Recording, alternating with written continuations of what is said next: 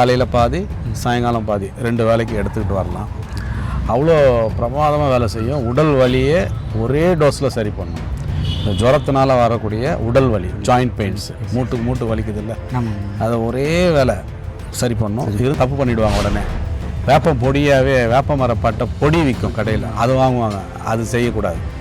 ஏன்னா கடையில் வைக்கிறது அது மரம் பொடி இடி அதை பட்டை எல்லாத்தையும் சேர்த்து அரைச்சி வைப்பாங்க, நமக்கு தெரியாது இல்லைவா. அதனால் நம்மளே போயிட்டு வேப்ப மரம் வெட்டி போட்ட மரமாக இருந்தாலும் பரவாயில்ல, நீங்கள் வெஜிடபிள் சூப் மாதிரி வைக்கிறீங்க ஈவினிங்கில், சாயங்காலம் சூப்பு வெஜிடபிள் சூப் வச்சுட்டு இந்த ஈர்க்கம் அதில் ஒரு கைப்பிடியோ இல்லை 2 சேர்த்து ஒரு கைப்பிடியோ போட்டு சூப் வச்சு குடிச்சிங்கன்னா எப்பேற்பட்ட உடல் வலியும் சரியாகும்.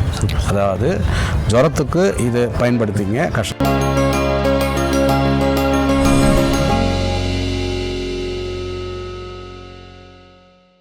இயற்கையை மருந்து சேனலுடைய மேலும் பல பதிவுகளை தெரிந்து கொள்ள இந்த சேனலை சப்ஸ்கிரைப் செய்யவும், பெல் பட்டனை அழுத்தவும். மேலும் மருத்துவரின் ஆலோசனை பெற இந்த வீடியோவில் உள்ள எண்ணிற்கு தொடர்பு கொள்ளவும். இயற்கை மருந்து நேயர்களுக்கு வணக்கம். இன்றைக்கி நம்ம கூட பாரம்பரிய வைத்தியர் வெங்கடேஷ் ஐயா இருக்கார் மற்றும் இயற்கை ஆர்வலர் அவருடைய நண்பர் இருக்கார். ஸோ இவங்கக்கிட்ட பார்த்திங்கன்னா இந்த மழை காலத்தில் உடம்பு சரியில்லாமல் போகிறது மற்றும் அது இல்லாமல் மூட்டு வலி, ஜாயிண்ட் பெயின் அந்த மாதிரி விஷயங்களை ஹோம் ரெமெடி மூலிமா எப்படி நம்ம சரி செஞ்சுக்கலாம்னு கேட்டு தெரிஞ்சுக்கலாம். வாங்க வீடியோக்குள்ளே போகலாம். ஐயா வணக்கம். ஐயா வணக்கம். வணக்கம் ஐயா. இப்போ பார்த்திங்கன்னா இந்த மழை காலத்துக்கு உடம்பு சரியில்லாமல் போகிறது, உடம்பு வலி, இந்த மூட்டு வலி, ஜாயிண்ட் பெயின் இந்த மாதிரி விஷயங்கள் வந்துகிட்டே தான் இருக்குது. ஸோ அதை நம்ம வீட்டிலேருந்து எப்படி நம்ம சரி செஞ்சுக்க முடியும்?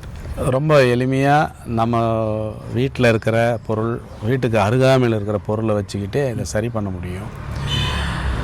என்ன அப்படின்னா வேப்ப மரம் வெட்டி போட்ட மரமாக இருந்தாலும் பரவாயில்ல, அந்த பட்டையை உரிச்சிட்டு உள்ள சத்து இருக்கும் மரத்தில் இருக்கிற அந்த அதாவது வேப்பம் பட்டை இல்லை, வேப்ப மரம் பட்டையை உரிச்சிட்டு உள்ள சத்து இருக்கும்ல, அந்த சத்தை எடுக்கணும். ஒரு கைப்பிடி அளவு. இந்த வெத்தலை ஒரு 2 வெத்தலை போதும். வேப்ப மர சத்து அது ஒரு கைப்பிடி. நிறைய பேர் ஒரு தப்பு பண்ணிவிடுவாங்க. உடனே வேப்பம் பொடியாகவே வேப்ப மரப்பட்டை பொடி விற்கும் கடையில், அது வாங்குவாங்க. அது செய்யக்கூடாது. ஏன்னா கடையில் வைக்கிறது அது மரம் பொடி இடி அதை பட்டை எல்லாத்தையும் சேர்த்து அரைச்சி வைப்பாங்க, நமக்கு தெரியாது இல்லைவா. அதனால் நம்மளே போயிட்டு வேப்ப மரம் வெட்டி போட்ட மரமாக இருந்தாலும் பரவாயில்ல, பட்டையை உரிச்சிட்டு உள்ள இருக்கிற சத்தை எடுக்கணும். ஒரு கைப்பிடி அளவு போட்டு 2 வெத்தலை போட்டு 5 மிளகு போதும்.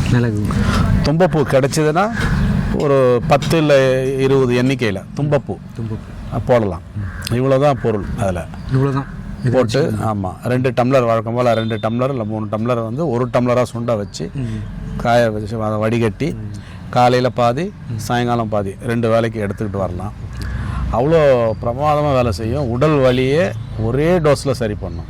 இந்த ஜுரத்தினால வரக்கூடிய உடல் வலி, ஜாயிண்ட் பெயின்ஸ், மூட்டு வலிக்குது இல்லை, அதை ஒரே வேலை சரி பண்ணும். இருந்தாலும் ஒரு 2-3 நாளைக்கு தொடர்ந்து எடுத்துகிட்டு விடணும். ஏன்னா நம்மளுடைய இம்யூன் சிஸ்டம் அப்போ தான் இன்க்ரீஸ் ஆகும், ஃபர்தராக வராது. ஜுரத்தையும் சரி பண்ணும். இது கூட ஒரு சத்துள்ள ஒரு சூப்பு. இது ஜென்ரலாக எல்லாருமே சாப்பிட்லாம், ஜுரம் அடித்தவங்க தான் சாப்பிடணும்னு கிடையாது. நம்ம வேஸ்ட்டாக கிள்ளி தூக்கி போடுவோம். கருவேப்பிலை ஈர்க்கு, கருவேப்பிலை குச்சி, அந்த இலையை கருவேப்பிலையை உறிஞ்சிட்டு அந்த குச்சியாக இருக்குல்ல, அதை தூக்கி போடுறோம்ல, அதை எடுத்து பத்திரப்படுத்தி வச்சுங்க. அதே மாதிரி முருங்கை இலை ஈர்க்கு, முருங்கை இலை இல்லை அந்த ஈர்க்கு, அந்த குச்சி, இதெல்லாம் வச்சுக்கங்க. எடுத்து காய வச்சு கூட எடுத்து வச்சுங்க. நீங்கள் வெஜிடபிள் சூப் மாதிரி வைக்கிறீங்க ஈவினிங்கில், சாயங்காலம் சூப்பு வெஜிடபிள் சூப் வச்சுட்டு இந்த ஈர்க்கம் அதில் ஒரு கைப்பிடியோ இல்லை 2 சேர்த்து ஒரு கைப்பிடியோ போட்டு சூப் வச்சு குடிச்சிங்கன்னா எப்பேற்பட்ட உடல் வலியும் சரியாகும். அதாவது ஜுரத்துக்கு இது பயன்படுத்திங்க கஷாயத்தை 2 வேளைக்கு.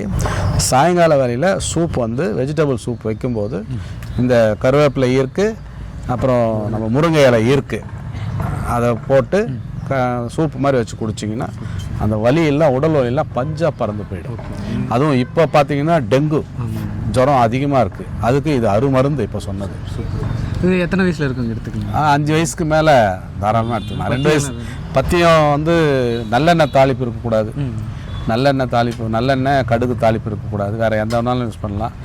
பொதுவாக ஜுரம் அடித்தா என்ன பண்ணுவோம், பார்லி கஞ்சி அப்படி தான் சாப்பிடுவோம். முக்கியமாக ஜுரம் அடிக்கிறவங்க கேட்டுக்குங்க, கோதுமை ப்ரெட்டு சாப்பிடலாம்.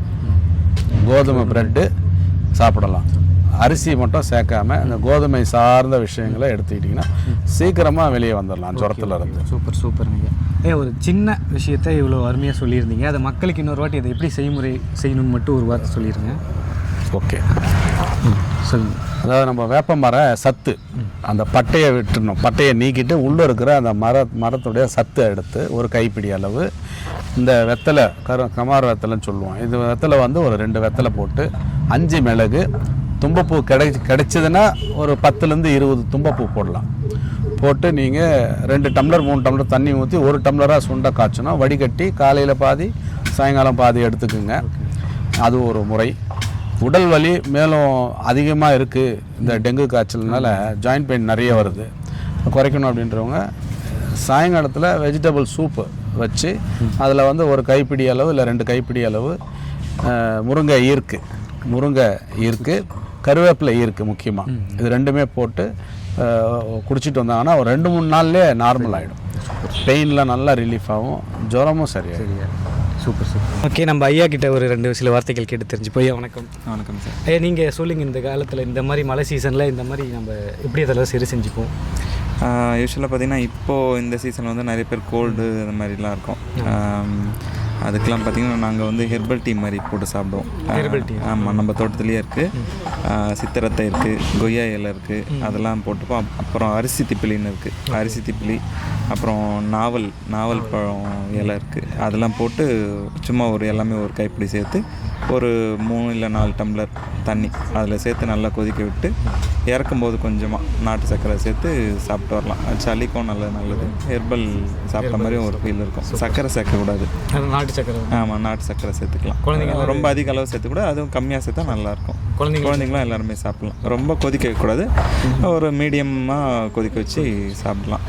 அதுக்கப்புறம் வந்து முசுக்கு இலை இருக்குல்ல, அது அப்புறம் வந்து இந்த தூதுவளை இலைன்னு சொல்லுவாங்க, அது 2மே சேர்த்து ஒரு கைப்பிடி சேர்த்து ஒரு டம்ளர் இல்லை 2 டம்ளர் தண்ணி அதில் வந்து நல்லா கொதிக்க வச்சு கொஞ்சம் சுண்டன பிறகு அதையும் நம்ம குடிச்சிட்டு வரலாம். சளிக்கும் நல்லாயிருக்கும். சூப்பர். ரொம்ப நன்றிங்க. நன்றி. ஏன்னா மக்களே, ஐயா சொன்னதெல்லாம் கேட்டிருப்பீங்க. 2 பேர் நிறையா நமக்கு நல்ல டிப்ஸ் கொடுத்துருந்தாங்க. ஸோ இதெல்லாம் பயன்படுத்தி அதை யூஸ் பண்ணிவிட்டு வாங்க, சீக்கிரம் அது குணமாயிடும். ஸோ இதே மாதிரி அடுத்த வீடியோவில் சந்திக்கலாம். நன்றி, வணக்கம்.